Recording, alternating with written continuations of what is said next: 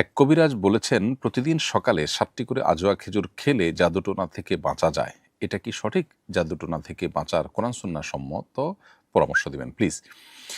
এ বিষয়ে বুখারী মুসলিম একযোগে বর্ণনা করেছে যে নবী করিম সাল্লাল্লাহু আলাইহি ওয়াসাল্লাম ইরশাদ করেছেন, মান তাসাব্বাহা বিসাবঈ তামারাতিন আজওয়াতান লাম ইয়াদুররুহু যালিকাল ইয়াওম সামুন ওয়ালা সিহর। যার অর্থ হলো, নবীজি সাল্লাল্লাহু আলাইহি ওয়াসাল্লাম বলেছেন, কেউ যদি সকালবেলা ৭টি আজোয়া খেজুর খান, এই আমল যদি কেউ করেন, তাহলে সেক্ষেত্রে সেই দিনে তার কোনো বিষ কিংবা কোনো জাদু কোনো ক্ষতি করতে পারবে না।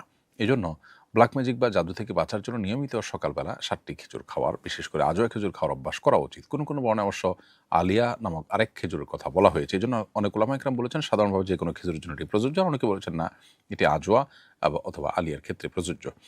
যাই হোক, এটি একটি আমল যেটি আমাদের ব্ল্যাক ম্যাজিক থেকে বাঁচার জন্য আমরা করব। এর বাইরে সকাল সন্ধ্যার যে দোয়াগুলো আছে সেগুলো, এবং আইয়ামে ২০ বা চাঁদের ১৩, ১৪, ১৫ এই ৩ দিনের রোজাও মানুষকে ব্ল্যাক ম্যাজিক এবং বদনজর ইত্যাদি থেকে বেঁচে থাকতে সাহায্য করে আল্লাহ তাআলার অনুগ্রহে।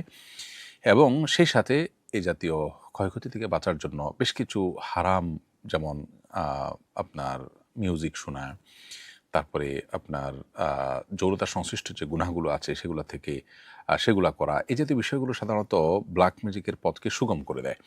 আপনি যদি এগুলো থেকে বাঁচতে চান, তাহলে সেক্ষেত্রে এই ধরনের গুনাহ যেগুলো কথা বললাম, এই জাতীয় গুনাহগুলো থেকে বেশিরভাগ বেঁচে থাকা দরকার। ঘরে কোনো প্রাণীর ভাস্কর্য ইত্যাদি রাখা, বা কোনো প্রাণীর ছবি অঙ্কন করে রাখা বা ঝুলিয়ে রাখা, আপনার প্রকাশিত করে রাখা, এই বিষয়গুলো ব্ল্যাক ম্যাজিকের জন্য সহায়ক পরিবেশ নিশ্চিত করে। এজন্য এগুলোকে অ্যাভয়েড করা উচিত। ইনশাআল্লাহ বিদিনিল্লাহ আশা করা যায় আমরা যদি বহুবিধ প্রচেষ্টা অব্যাহত রাখি, তাহলে সেক্ষেত্রে শত চেষ্টা করেও ইনশাআল্লাহ ব্ল্যাক ম্যাজিকের মাধ্যমে বা সেহরের মাধ্যমে, জাদুটোনার মাধ্যমে আমাদেরকে ক্ষতি কেউ করতে পারবে না।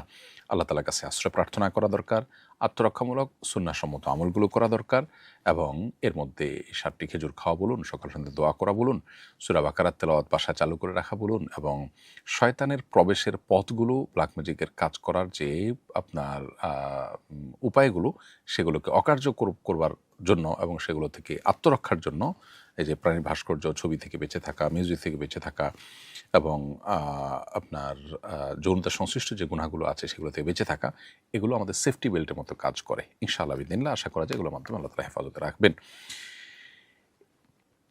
এরপরে